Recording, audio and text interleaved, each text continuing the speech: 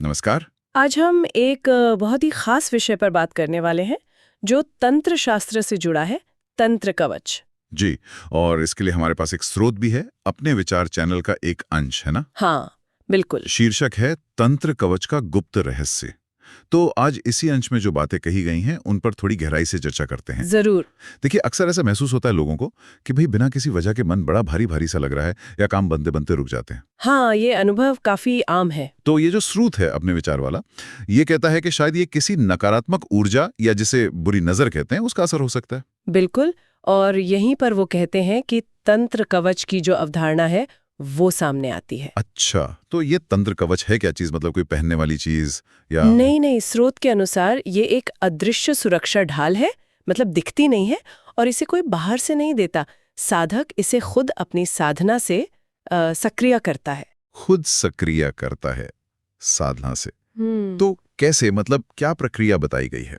इसमें बताया गया है कि मंत्र साधना और ध्यान के जरिए जब साधक यानी जो अभ्यास कर रहा है वो पूरी श्रद्धा से कवच मंत्र का जाप करता है ना, जी। तो उसके चारों तरफ एक तरह का चमकदार ऊर्जा का घेरा, एक ऑरा जैसा बन जाता है। ओ, एक ऊर्जा क्षेत्र। दिलचस्प। और ये सिर्फ बाहर की नेगेटिव एनर्जी को रोकता है?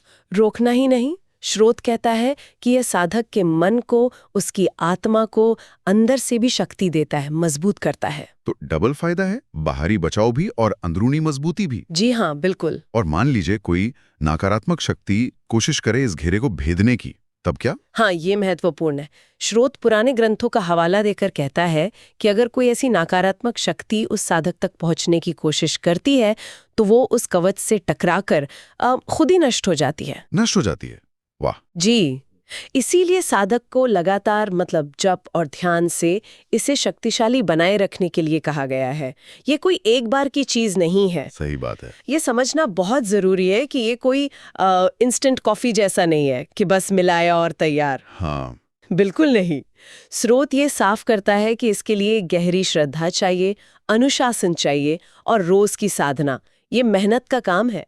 और आचरण की शुद्धता भी जरूरी होगी शायद। हाँ, कहा गया है कि पवित्र आचरण और एक मजबूत स्थिर मन के बिना ये आध्यात्मिक शक्ति टिक नहीं पाती, जल्दी ही क्षीण हो जाती है। आजकल तो लोग शॉर्टकट ढूंढते हैं, सोचते हैं कोई ताबीज ले लिया या कोई छोटा सा उपाय कर लिया। बस हो गया काम। हाँ। लेकिन ये स्रोत इसी सोच के उलट बात करता है। वो कहता है कि असली टिकाऊ तंत्र कवच किसी बाहरी चीज से नहीं बनता, राई और मंत्र पर उसका जो विश्वास है, उसकी जो एकाग्रता है, उससे जितना गहरा अभ्यास होगा उतना ही मजबूत कवच बनेगा। ये कोई टोटका नहीं है। तो मतलब फोकस अंदर की ओर है, बाहर की चीजों पर नहीं। बिल्कुल, सार यही है। बाहरी सुरक्षा के जो तरीके हैं वो अस्थायी हो सकते हैं या उनकी एक सीमा हो सकती है। सही। लेकिन जब कोई व्यक्ति इस तंत्र कवच के पीछे का जो सिद्धांत है उसे समझकर अपनी अंदरूनी शक्ति को जगा लेता है, हाँ। तो उसे एक स्थायी,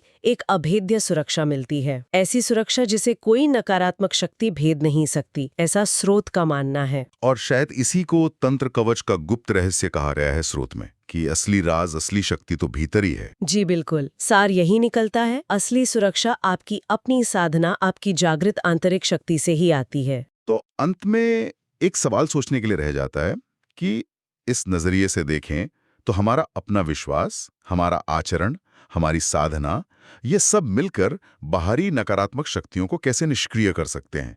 मतलब ये अंदरूनी चीजें बाहरी प्रभाव को कैसे काट सकती हैं। इस पर विचार करना शायद इस विषय को और गहराई देगा।